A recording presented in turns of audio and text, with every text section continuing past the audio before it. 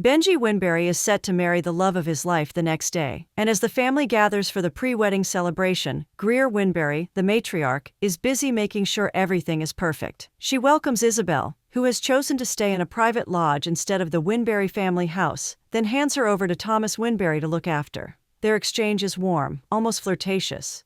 The groom's parents, openly affectionate, assure the couple that if their marriage is half as lucky as theirs, they'll be happy for life. They seal it with a kiss, while Benji and his bride-to-be, Amelia, wish everyone a happy wedding eve and profess their love. Sudden screams by the riverside shatter the moment. A distress call reaches Deputy Carl, reporting a body washed ashore. On edge, he alerts Chief Dan, who then informs Chloe about the tragedy and that her catering job is cancelled along with the wedding. After Dan leaves, Chloe quietly folds away a cloth with red stains and scrolls through her phone, lost in thought. At the crime scene, the Winberry estate, Chief Dan questions Roger, the wedding planner, who claims he arrived early and discovered the body. Detective Nikki from the DA's office soon arrives, and though tension sparks between her and Dan, the crowd eventually disperses. Everyone from the wedding eve party is called in for questioning. Roger's answers stand out, hinting that the Winberry fortune is a get-out-of-jail-free card. When it's Amelia's turn, she's in her wedding dress, crying and shaken. The detective presses her on the gown and the cut on her leg, but she can barely respond until Chief Dan steps in to calm her. It's morning, and Amelia wakes to a loving note from Benji. A ladybug on the bed startles her, and when she steps outside, she runs into Greer. Greer asks why she isn't wearing the family robe, but Amelia only smiles, leaving Greer mildly unsettled. Back in the interrogation room, Gozia and Isabel remark that Greer's control extends to all her sons, who seem afraid of her, making it easy for her to dominate. During rehearsal dinner prep, the family shares light banter in the kitchen until Tag walks in, touchy with his wife, drawing comments from the kids to tone it down, at least for Will, who's still smarting from being dumped by Daphne. At interrogation, Gosia gushes about Tag, while Abby points out that Gosia clearly has a thing for him. Even Roger and Isabel admit Tag has undeniable charm. Later, Carol gives Greer a bracelet, but Greer struggles to recall the exchange. In her office, she finds the receipt and sighs. Nearly unraveling, Benji interrupts, frustrated with how she treated Amelia earlier. Greer insists she's only protecting him, expecting Amelia to show the same devotion he gives her. Benji argues that Amelia is simply her own person, but Greer insists she should try harder to fit in like she herself once did, learning new skills, reading certain books, and reshaping her image to suit her husband's family. With no common ground, Benji quietly walks out. Enid calls Greer to confirm plans for the coming week. The book launch. She reminds her of the careful timing, making it coincide with her son's wedding and branding it the perfect couple. But Greer isn't in the mood, especially for that label. Her tone grows heavy, and though she doesn't hang up abruptly, she ends the call. Broderick. The phone is ringing next, but she ignores it. Meanwhile, Amelia and Tag drive to the dockyard to pick up her parents for the wedding. On the way, Amelia tells him about her mom's cancer and how sensitive she can be, so he understands. They meet Bruce and Karen Sachs, exchange pleasantries, and head back to the Winberry house. The family welcomes them warmly, cheering them up and taking a group photo, notably without Amelia. Just then, Merritt, the maid of honor, arrives with Shooter, the best man she claims to have met at the taxi stand. By the beach house, Merritt takes photos and urges Shooter to join her. She also snaps some with Will, who's fresh from a breakup. She asks to tag him on social media, and he agrees, lingering nearby like a man nursing a crush, until Shooter calls him away. Later, Amelia and Merritt sit poolside, venting about Mrs. Winberry, before shifting to Amelia's deeper worries. Amelia admits she doesn't feel as in love with Benji as she should. It's not Greer's fault, she says. She just expected butterflies, the urge to touch him constantly, and the ache when he's away. But she doesn't feel that. Merritt brushes it off as cold feet, and tells her to do whatever feels right, though Amelia insists she can't walk away with the wedding so close. That night, Bruce tucks Karen into bed, then leaves. As soon as he's gone, Karen rises and takes medication from a different part of the bag, hiding it as if it were a secret. Elsewhere, Amelia stands by the window in lipstick, gazing out at the pool. Benji enters with a painting he's done of her, which she adores. She confesses that the smell of paint on him excites her, and soon they're kissing passionately, clothes tumbling until they're down to underwear. Amelia climbs onto the bed, first turning her back for him, then turning to kiss him. but suddenly she pulls away, retreating into herself. Benji, confused, asks why. She tells him he deserves more than she can give, but doesn't explain further. To clear her head, Amelia goes running along the beach. At the same time, a few guests share their doubts about her, how she only met Benji a year ago, and how they're unsure about her place in the family. At the station, tension flares between the detective and the deputy when she admits she doesn't even know what an oyster shuck is, the weapon found at the crime scene. At the rehearsal dinner, Merritt gives a toast about Amelia, praising her loyalty. Benji follows with his story, how he met her at the zoo where she worked, how he kept visiting until she agreed to go out with him, and how her story of penguins, who mate for life, convinced him she was the one. Meanwhile, Thomas had earlier asked his father for a loan and been refused. Abby later reminds him why she needs it, slipping in a deadline. Frustrated, Thomas vents to Benji and Shooter, saying all the women in their lives are only after money. Benji, sensing his frustration, doesn't take offense and instead advises him to swim it off. The next morning, Amelia keeps her usual habit of looking out the window, but this time something unusual catches her eye. She races outside and finds the lifeless body of her bridesmaid on the shore. Overcome with grief, she collapses into loud, heartbroken sobs. Amelia is having her wound nursed by medical personnel, but she keeps muttering that it's all her fault. She has flashes of Merritt saying Amelia's the only family she can't afford to lose. Still in a flash, the two ladies argue, with the late woman Merritt apologizing for not revealing a fact earlier than she should have. The officers are at the scene when Chief Dan arrives with news that they found water in Merritt's lungs, a deep gash on her foot, and bruises on both wrists. They find her phone and a man's jacket there, but with these, they still have no lead. Abby enters the kitchen and cleans a glass when Detective Nikki enters and asks her questions about the late woman, Merritt. The pregnant lady, Abby, is a bit nervous but states that she met Merritt even before the wedding, and one thing she's known about her is that she's quite lively and likes to party. But Abby has a way of countering the detective's statements with somewhat unnecessary sarcasm, making the officer want to stick to asking straightforward questions instead. She says there was a norm in the house where people didn't sleep on time and used the bar a lot. Before the detective leaves, Abby shares her sentiments that Merritt did know how to connect with many men, and this might be instrumental to the case. The Nantucket police are all over the house, and Thomas is trying to fix things and create a serene environment, attempting to turn wedding vendors away and asking the police to be more civil, especially with how their cars are parked. He expects them to treat his family with respect, considering their contributions to the town, but the officer wouldn't budge, stating that there are processes that must be followed in these cases. So the angry man storms out. A few people in the interrogation room have a thing or two to say about Thomas, and the wedding planner in particular thinks Thomas is quite extra. They're rearranging the wedding gifts and taking them out of sight, with tags suggesting they send the wedding cake away since no occasion will be taking place. The patriarch just wants the stuff gone. Amelia returns with Benji, and as she alights, she flashes back to an argument with the deceased, Merritt, where she bitterly complained about Merritt doing something she shouldn't have, saw the bracelet in Merritt's hand, and yelled at her, reminding her that the man is her father-in-law-to-be. She enters the house and Tag welcomes them, and in a jiffy, other family members welcome her in and warm her with hugs, even Greer. Tag promises to handle whatever she needs, but she doesn't wait to hear him out, walking off to meet her parents. She's lying between them and sobbing until her father leaves, but only after telling her to tone it down a little, since Karen had taken strong meds that knock her out. She still tells her mom about the big fight the previous day, and how sad it is that she has no chance to apologize to her friend. The two lead officers are in one of the Winberry's home offices, when Tag walks in with a glass, handing one to Dan, who accepts it, but the lady officer Nikki declines. Tag tries to feel comfortable, but he's told not to, so he doesn't disturb the possible crime scene, and he gets a bit upset. He doesn't think there's a need for all the heavy scrutiny and show going on in his compound, since it is clearly a case of accidental drowning after the deceased had too many blackberry mojitos. The detective doesn't mind taking this down as a statement, but more importantly, she says she's only exhausting all possible causes of the drowning. Maybe Merritt even had a thing with one of the guests, and as they went by the river, the guest probably wanted to hit, and she disagreed, making him strangle her, and then drag her to the river to make it look like an accident.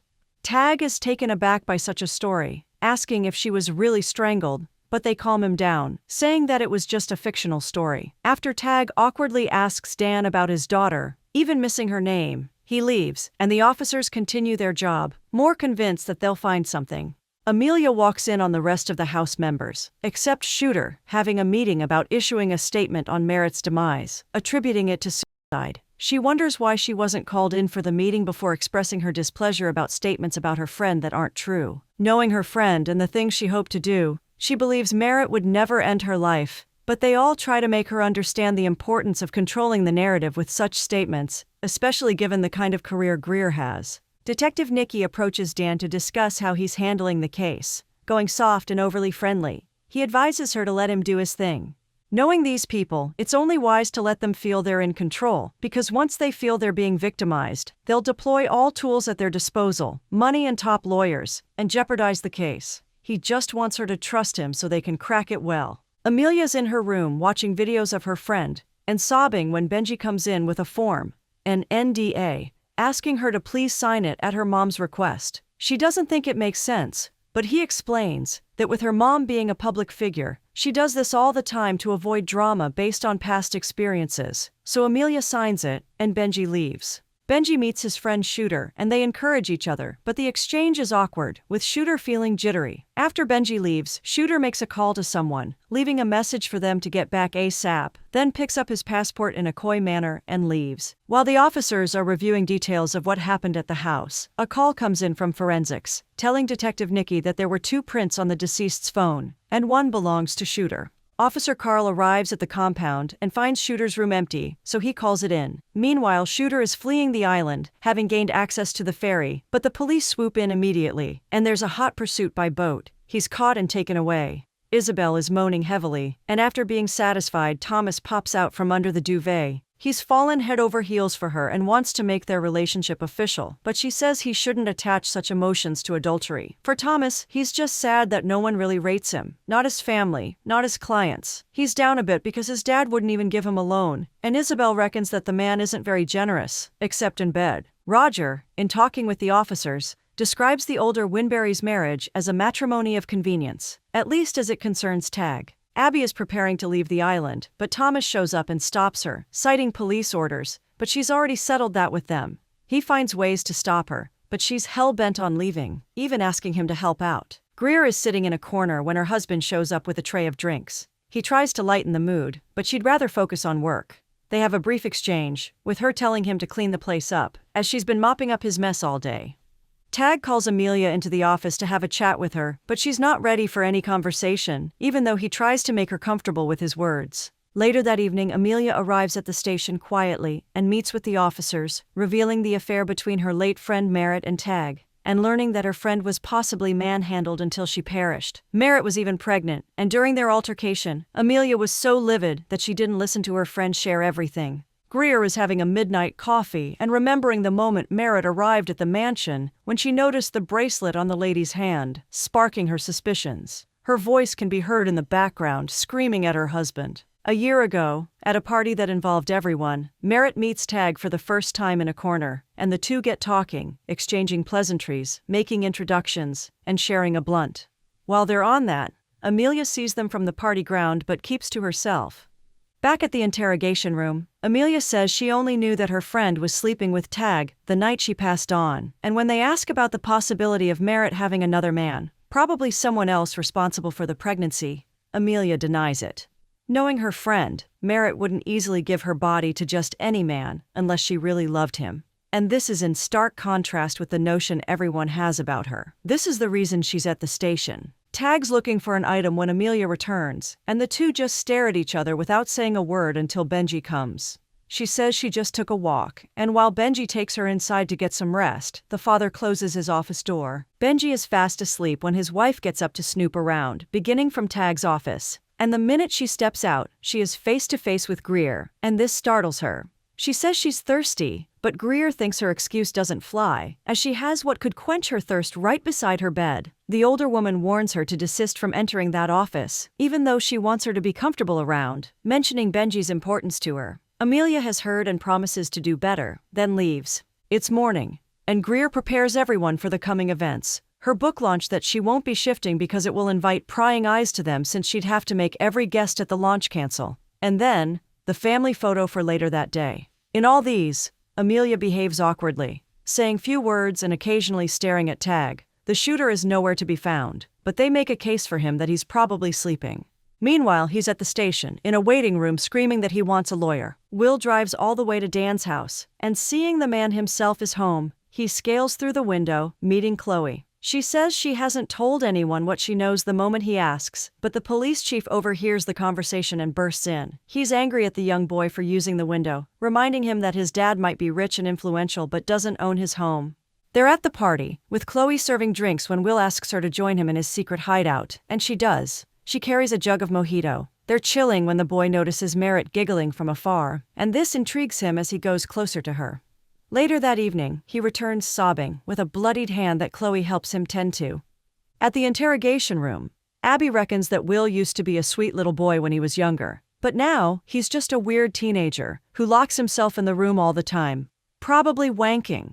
Abby and Amelia are by the pool cooling off, but Amelia isn't very interested in the things Abby has to say until she advises her to stay away from meddling in things when something bad happens, telling her to totally avoid Greer in situations like this or risk her wrath. She was made to sign an NDA the first time she got introduced to the family, during the May incident. May was Will's French tutor for one summer, but suddenly she was nowhere to be found.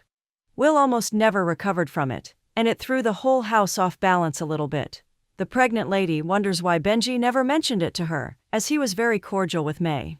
Amelia meets Benji inside and brings up the May incident, and while he wonders how she knows, he says it's been years, hence why he didn't see the need to tell her about it. But what he knows is that May just left without saying goodbye, and they have never heard from her since then. She brings up the NDA matter, but Benji quickly shuts it down, telling her to let his mom handle things the way she deems and has always done.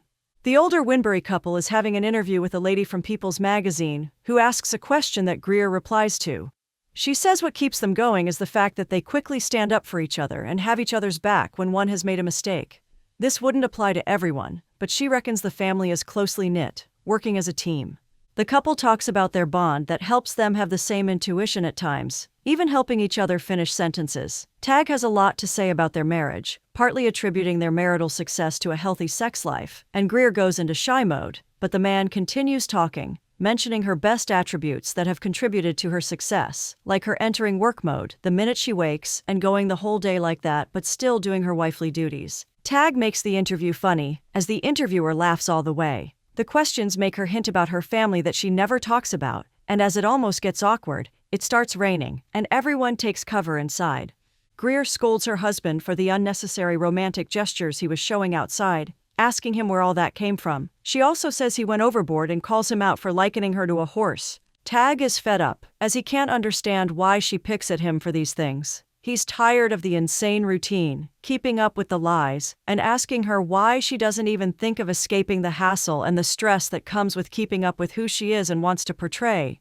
Maybe even traveling out, just the two of them, having fun in a different environment. He says all he ever wants is her, but she thinks Tag is just guilty about something he did, even landing a slap on his cheek. She can't resist him when he pulls her close and begins kissing her, but pulls away after a few seconds, telling him to get dressed for the family photo shoot, and then walks out. She meets Amelia in the lobby and asks her why she isn't dressed for the photo shoot, also asking if she doesn't want to be a part of it, and the young lady confirms she'd love to be excused. Greer thinks her decision doesn't prove that she loves Benji and wants to participate in the Winberry family activities, but Amelia doubles down, saying she has a way of showing love, and it's different from what Greer probably thinks. She wonders if Greer's referencing how Tag loves her, but as far as Greer knows, Tag would do anything for her. She tells the bride-to-be to go wear something decent for the shoot. The police check for possible evidence on Merritt's phone and find a number with repeated calls that weren't answered. They check voice messages and find Benji's voice, telling the late girl to keep things under wraps and not let the cat out of the bag until after the wedding. He begs that she not reveal something that would hurt Amelia, and also promises to keep things cool, no weird moves. Before the photo shoot, Amelia snoops around Benji's room and sees pictures of her late friend. She's almost teary, but the Winberrys are waiting, so Benji calls out to her, making her drop the pictures and head to the sitting room to join them. Amelia manages to force a smile, and after that session, Greer suggests Karen and Bruce join them, and while they first object, they join in the shoot, including Isabel, but Greer still wants Shooter to be available. Gosia and Abby talk about Shooter's relationship with Greer and their affair, that even though the older woman refers to him as a son, the relationship is a bit weird, much more than a mother-son relationship. Detective Nikki visits Dan, and they talk about the Winberrys, how their money is still in a trust fund, how Greer has to churn out books to keep them going, and how each of them acts weirdly. At the family dinner, everyone's interacting, but that all stops when Amelia asks Greer why she makes everyone sign an NDA. As they try to shut her up, she then asks what happened to May. And all of a sudden, Thomas backs her up, firing the question at the parents. They try to shut them up, but Thomas spills that his dad had an affair with the French tutor, and in a bid to silence her after she tried to take her own life, they settled her financially and sent her away, never to show her face. Will is devastated and storms out cursing. Tag plays it cool, but Greer screams at him to go talk to his son, while Benji assures his fiancée that he had no idea about the May thing. More results come in, and while they confirm Merritt's pregnancy, the blood on the knife and around the scene is that of the deceased and Will. Will sets up a small boat to run off, and even though Chloe begs him to stay back, he refuses. Everyone's looking for him, Amelia too, but she gets to Will's secret place and finds the bracelet hidden there. Then she takes it and hands it over to the detective, stating what she knows about it. At the station, Amelia can't hold back her thoughts that everyone in the family could be complicit. She points out that it makes no sense for everyone to be asked to sign an NDA, and the detective notes this down. She adds that she wouldn't be surprised if her husband-to-be was involved too, since he keeps defending the NDA. The officer brushes it off, saying most families would do the same. News then arrives that the teenagers have been found by the Coast Guard and are at the hospital for a quick checkup, which brings visible relief to everyone, especially Greer. The officer presses Amelia for more information about her friend, but she insists she's already told them everything. He shifts focus to Shooter, asking what she thinks of him and whether his earlier escape attempt might be connected. Amelia stutters and drifts into a memory. She recalls boarding the PJ and meeting Shooter, who was polite and even offered to take her coat while explaining why Benji was late. He said he was sure he'd seen her before, though she denied it, even as her expression betrayed her. At the beach house, while waiting for Benji, Shooter gave her a tour and took her down to the shore. He told her how he first came to Nantucket at 14, after losing his mother, thanks to Benji's generosity. Suddenly he stripped down and ran into the freezing water, daring her to join. At first she resisted, but eventually she gave in, and the two played together in the waves. Back in the interrogation room, Amelia doesn't share any of this. Instead, she tells the officer to ask Shooter directly. Nikki cuts in, pointing out that Shooter has powerful connections who could easily bail him out, making such questions pointless. At the hospital, Dan storms into Will's ward, furious, and warns him never to endanger his daughter's life again. Will nods apologetically. Dan softens, then asks about the bracelet. Will hesitates, saying he doesn't want anyone hurt. But Dan pushes until he finally reveals what he saw the day Merritt died. He explains that, while with Chloe at his secret spot, he witnessed Merritt telling his father she was pregnant, and his father seemed glad. Later, Will rushed to Merritt, telling her that his dad would never leave Greer. He offered financial support once his trust fund arrived, but Merritt insisted money wasn't her concern. That evening, he saw her crying as she walked by the beach and dropped the bracelet, which he later picked up. The cut on his hand, he says, was just an accident, something Chloe could confirm. He adds that he preferred his mother remain oblivious, and he is certain she knew nothing. When Will returns home, the family confronts him for putting Chloe in danger, and demands to know what questions he was asked. He replies that it was only about the boat, and his intentions. Suddenly the home phone rings. It's Broderick, the man who's been calling Greer nonstop. Abby, instead of keeping it quiet, loudly announces who's calling, catching Tag's attention. Greer quickly denies knowing him and tells Abby to say not to call back. Meanwhile, Amelia drives to Shooter's place, demanding to know why he tried to flee the island. He claims he panicked. She presses him about the family's strangeness and asks if Benji is involved. Shooter is taken aback, prompting Amelia to reveal she saw Merritt's pictures in Benji's room. Shooter defends his friend, insisting Benji loves her and would never hurt her. Back home, Amelia confronts Benji about the photos. He admits Merritt had given them to him to paint as a surprise, but after her death he hid them to avoid suspicion. When Amelia asks when he learned of the affair, he confesses he had tried to warn Merritt to stop, leaving voicemails she never answered until the pregnancy came up. He admits he hates his father's behavior but swears he's nothing like him. Amelia and Benji embrace, and he promises never to keep secrets again. Later, Amelia and Shooter share wine at the house. Shooter again insists he's seen her somewhere before, but she stays silent until Benji walks in, abruptly ending the moment. Walking down the beach, Benji vents to Shooter about his father's messes, his endless affairs, and the fact he'll never leave Greer because he can't afford to. At the house, Amelia sits with her parents, who speak warmly about Merritt and her closeness to Amelia. Karen advises her not to rush into the wedding so soon after everything, urging her to take her time. Meanwhile, Tag barges into Greer's office, disrupting her work. He professes his love and begs for them to rekindle their relationship, but she is exhausted by his behavior. He even suggests she yell at or hit him if it helps. She nearly does, but holds back. Despite her irritation, he leans in, kissing her neck, and though she resists at first, she eventually gives in. The encounter grows more intense until he takes her from behind, and Greer moans in surrender. Greer recalls once warning Merritt not to trust Tag, telling her she would only end up like the rest of his women. Later, Abby brought them drinks, but Merritt refused hers, quietly raising Greer's suspicions. Sometime after, Greer meets Dan in a pub, where he's studying Merritt's toxicology report. She hands him the bracelet receipt from Tag, determined to ensure justice is served. Police soon arrive at Tag's home to bring him in for questioning. He goes without protest. Meanwhile, Amelia remembers the time she walked in on Shooter bathing at the pool house. Now, facing him again, she admits she's been unfair to him. She says she can't keep this up any longer. When Shooter asks what she really wants, she says she wants to leave. He kisses her, and she doesn't resist until Benji walks in. Enraged, he punches the wall in frustration. Amelia wakes up and heads to the kitchen but encounters Greer, who mentions that her husband is at the station, and she's certain it's for a good reason, even though it's her book launch day.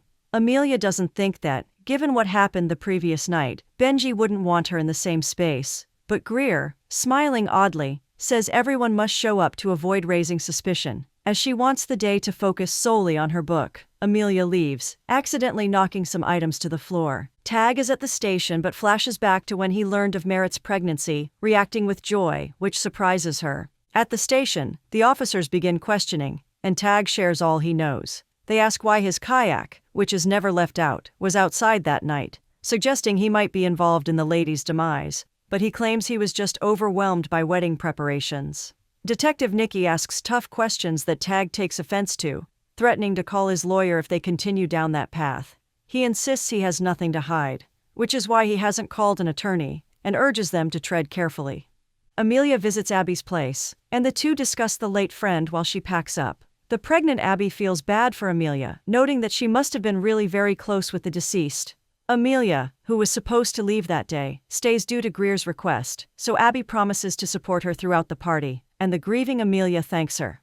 It's already time for the book launch party, and Greer is greeting guests when the event planner arrives with a standee of Tag, saying he's been calling and texting him to at least send a video, but to no avail. Greer dislikes the idea, so he covers it back up and repeats that he's to tell anyone who asks that Tag is unavailable for the day. Simple. Will tries to arrange a hangout with Chloe, but after the boat incident she's been grounded and can't make such a move. Abby and Amelia walk in looking gorgeous.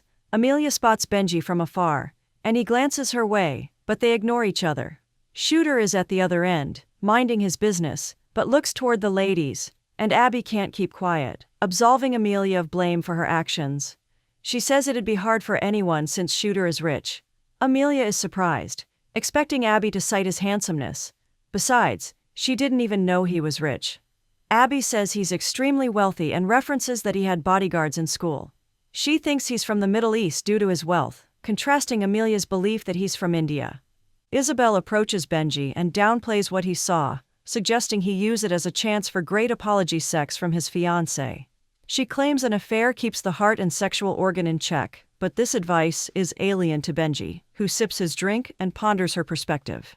At the station, Tag stands by his earlier statements, denying any role in the late girl's demise, and saying he left the night crew to go to bed just past 1 a.m. Even when the officers press him, warning about the consequences of withholding information that could help the case, he smiles, implying he shared all he knows. When the officers leave, he recalls that night. Everyone leaves the table past midnight.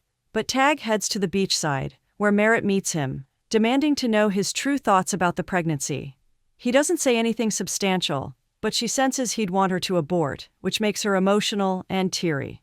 She rushes into the water angrily, and he follows, holding her to prevent her from drowning. Back at the station, he alerts the officers to correct a lie he told from the start, hoping to clear himself. He admits he went to bed at 2:30 a.m., an hour later than he previously stated, and offers his wristwatch, which tracks his heartbeat and other activities, hoping its data will confirm he went to bed at the time he now claims.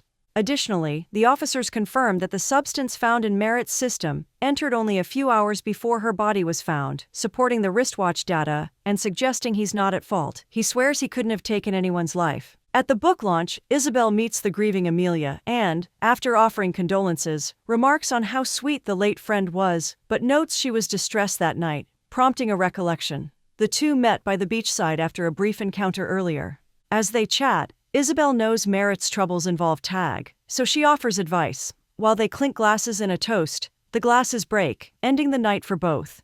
Shooter approaches his friend to apologize, but Benji, already drunk, scolds him and punches him in the stomach. When the pained Shooter leaves, Amelia notices Benji's drunken state and helps him, taking him away from public view to avoid embarrassing himself and his mom. In the kitchen, Benji wants to drink more, but Amelia tries to stop him, offering water instead.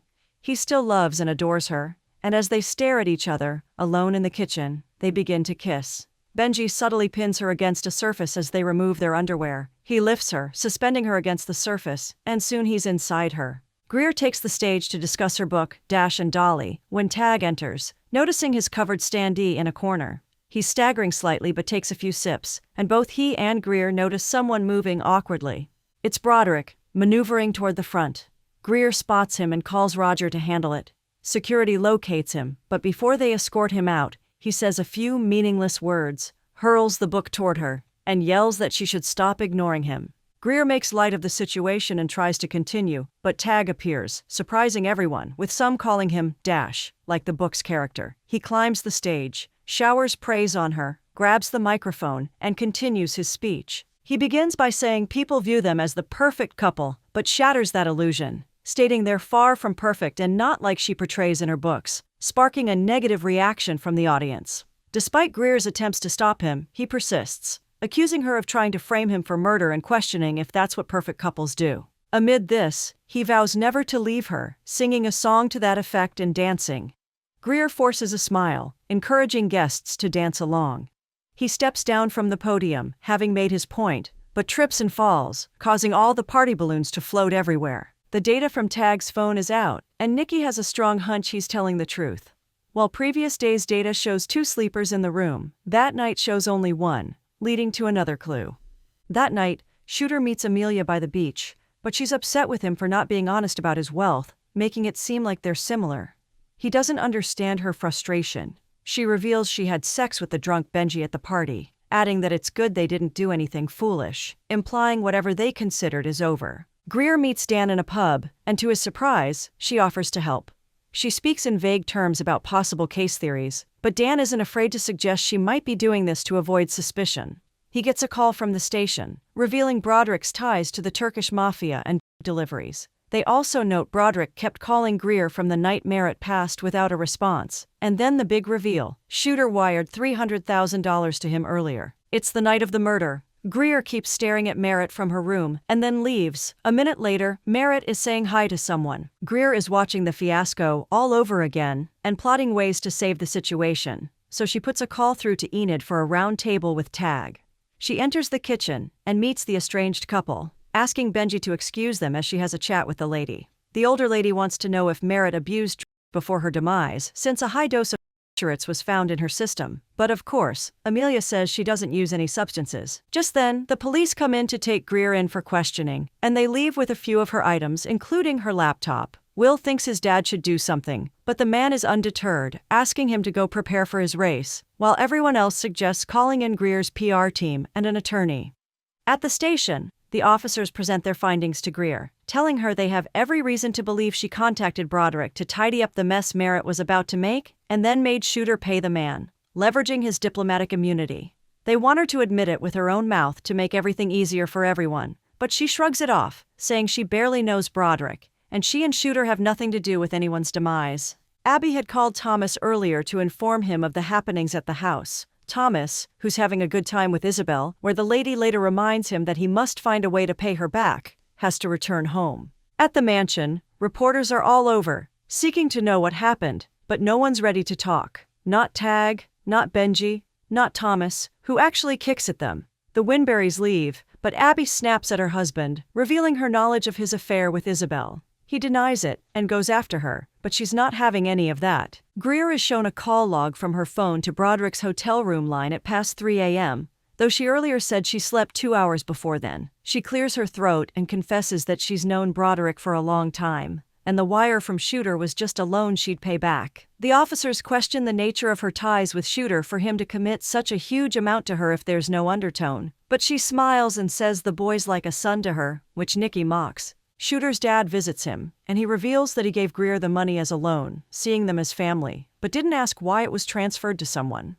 Amelia's calls keep coming in, so he finally answers, and after apologizing for everything, she confirms she's the lady he knew from the B train, the one he always talked about. Enid and her team meet Tag in his office and learn that Greer was taken in, so they shift their discussion to Tag's shocking revelation about his marriage at the book launch, but he doesn't quite recall, so the team gives him time to rest.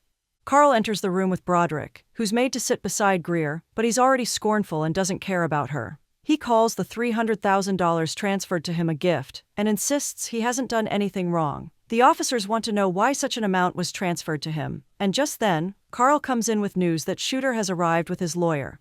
This irks Greer, who reiterates that Shooter has no idea what the loan was for, then decides to reveal the truth. Broderick is her brother, whose gambling addiction put him in debt. Hence, she had Shooter wire him the money to pay it off. The officers are surprised to hear this, as it significantly alters their speculations about the murder. Hearing that Broderick is involved in a gang, though he calls it an organization, they press further to learn what happens in said organization, but he provides no substantial information. The officers let them leave, including Shooter, but as things stand, they're back to square one. Back at the mansion, Enid and her team are guiding the family through PR lessons, with Tag specifically rehearsing lines for the press, attributing his recent marital woes to a new alcohol addiction due to the stress from everything happening around him, and promising to seek rehab. Greer enters the house with her brother, and she doesn't bother with pleasantries, as she just wants to reveal all they've been hiding. First, she tells everyone who Broderick really is, and everyone is shocked to their core.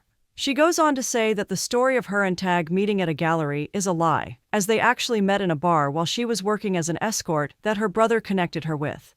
Everyone's jaws drop at this revelation, but she says she's done with the fake life and cleaning up people's messes, hoping to live her life exactly as she wants. She tells Enid she'll have a book written about her life, and Tag doesn't feel good about it, muttering that she always has a book for everything. Karen discovers that a pill from her secret stash is missing, and since it's the same substance found in Merritt, she tells Bruce, who calls his daughter to share what they've noticed, and then involves the officers.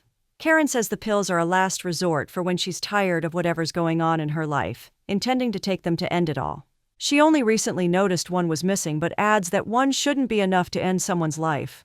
Benji recalls that Thomas steals pills as a game, and with this, Amelia storms out to confront him, hitting him and accusing him of her friend's demise until the police arrive and respectfully take Thomas away. Thomas is at the station and admits he took the pill but doesn't view it as a crime, saying he just keeps them for fun. He confirms he knew Merritt was pregnant with his dad's child, and though he planned to scare her with a gun to push her to get rid of it, Isabel stopped him. He thinks Isabel murdered Merritt, and here's why. He owes Isabel $2.5 million and relies on the Winberry Trust Fund, which will be released when Will turns 18, to pay off the loan. Merritt's pregnancy threatened the fund because a new child would delay access for another 18 years. Thomas believes Isabel killed Merritt to ensure quicker access to the funds so she could get her money back. Isabel gives her account, but first scolds the officers for looking in the wrong places, confessing that at the time of the demise, she wasn't even at the premises, being with Thomas.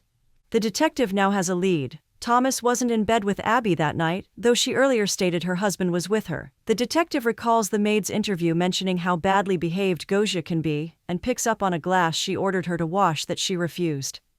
The detective also remembers walking in on a nervous Abby washing a glass. She thinks something was off with Abby that day.